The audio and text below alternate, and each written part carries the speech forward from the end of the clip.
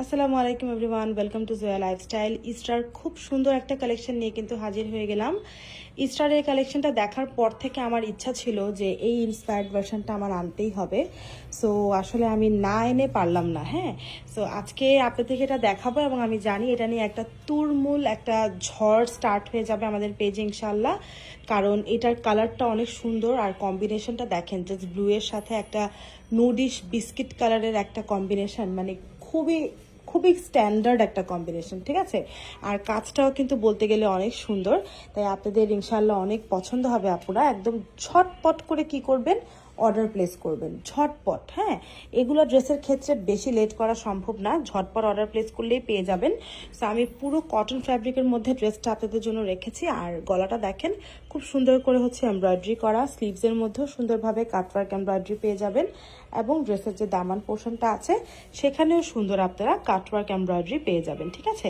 এরই সাথে আপনারা পেয়ে যাচ্ছেন একটা প্যান্ট যেটা কিনা পুরোটা স্টিচ এবং রেডি থাকবে, এবং তার সাথে এই কটনের দুপাট্টাটা যেটাতে সুন্দর করে আপনারা দেখেন একদম প্রিন্টগুলো একদম স্বচ্ছ ফুলের মতন হয়ে আছে এবং দেখা যাচ্ছে, ঠিক আছে। সো এই ড্রেসটা যারা যারা নিতে চাচ্ছেন অবশ্যই ঝটপট করে অ্যাড্রেস এবং নাম্বার দিয়ে আমাদেরকে কনফার্ম করে দিবেন। ড্রেস ওয়াশ করার ক্ষেত্রে একটা কথা মনে রাখবেন আপু, কটন জামা ওয়াশের ক্ষেত্রে অবশ্যই চেষ্টা করবেন ওয়াশের পর অ্যারারুট বার্লি দিয়ে ড্রেসটাকে একটা ডুব দিয়ে উঠিয়ে দেন আয়রন করে পরার জন্য, তাহলে জামা কাপড় সব সময় নতুনের মতন থাকবে। আপনি যদি প্রপারলি ওয়াশ না করেন সেক্ষেত্রে আপনি আমার থেকে কেন, আপনি আড়ং থেকে কিনেও একটা জামা কখনো আপনি 6 মাস পরতে পারবেন না। এটা মনে রাখতে হবে, আপনাকে প্রপারলি ওয়াশ করতে হবে। দেখেন অনেক বড় বড় ব্র্যান্ড বলেন অনেক জায়গা থেকে বলে দেয় যে ড্রাই ওয়াশ করতে হবে।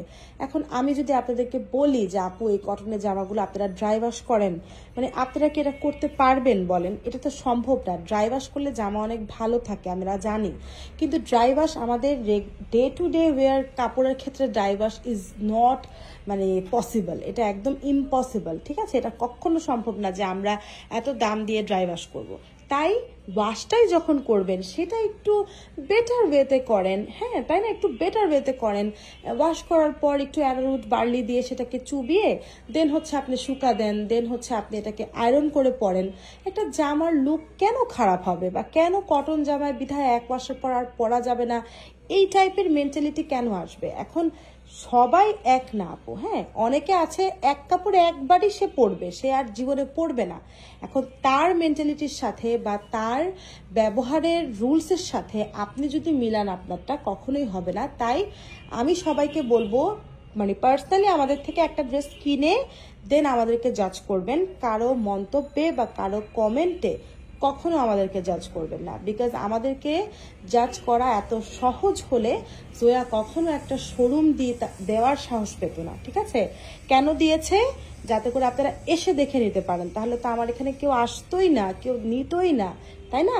সো যেহেতু শোরুম দেওয়ার মতন সাহস জোয়া রাখতে পেরেছে, তার মানে জোয়া কখনোই কাউকে ইচ্ছাকৃতভাবে খারাপ জিনিস দিচ্ছে না। অবশ্যই মাথায় রাখবেন বিষয়টা।